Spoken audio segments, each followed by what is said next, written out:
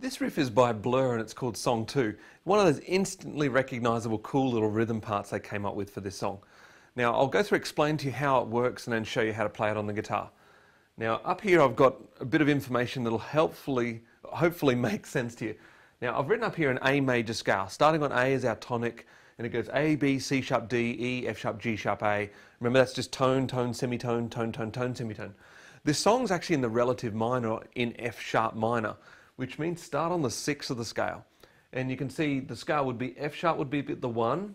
I'll explain why I got a cross under there in a second, but it'd be 2 would be G sharp, etc. all the way through. Now the song riff starts on the 1 and it goes from 1 down to the 7 and then it goes 3, 4, 5, which A becomes the 3, B would be the 4 and C sharp is the 5. Now in a minor key you can do a power chord off every note except the 2nd. Hence why I did a cross there, because you wouldn't normally do a G sharp power chord in key. The reason is the G sharp would contain a D sharp that's out of key. You can play it, but it's just out of key. It wouldn't be diatonic. So the song is simply going from the 1 down to the 7 and then the 3, the 4 and the 5.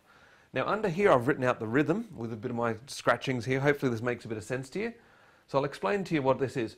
These first 2 chords here are going to be the 1 of the key, and then these 3 are the 7. Now they're all power chords. The way it's played, we'll come up to the guitar here.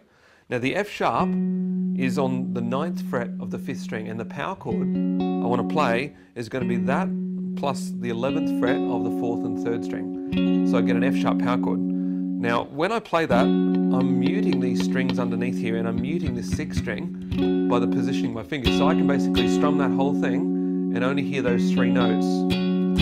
So the first one of this is a rest, so it goes 1 and 2. Now you notice these ones have crosses for the heads, which means you want to do scratches on the string. So I always refer to these as, when you do that, as a scratch. Kind of sounds very much like a scratch. So it goes 1 and 2 and up. Then I'm going to move to the E power chord, which is the same thing, down 2 frets.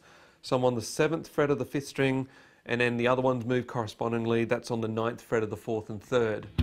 And that's an E power chord. So I get this 1 and 2 and a 3 and 4.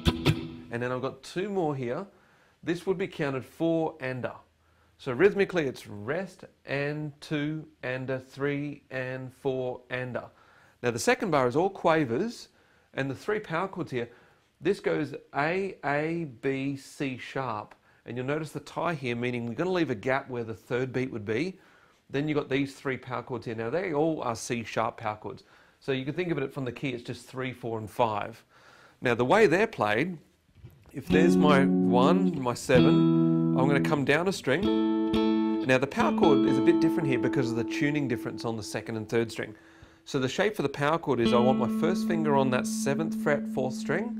Then I do a normal shape power chord, but I can't do this note here. That would make a major 7 sound.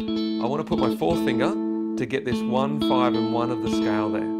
So think of it 7th fret, 9th fret, 10th fret. And I'm going to go,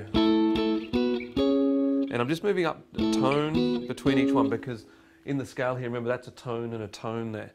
So that just goes 1 and 2 and 3 and 4 and. So the rhythm in there was 1 and 2 and, leave the gap, then and 4 and. So the whole riff slowly would sound like this.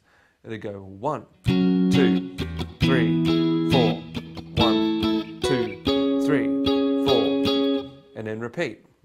Now originally it's about 130 beats a minute. It's pretty quick, so I'll just play it close to tempo, just kind of give you the feel for it. So it goes 3, 4, 1, 2.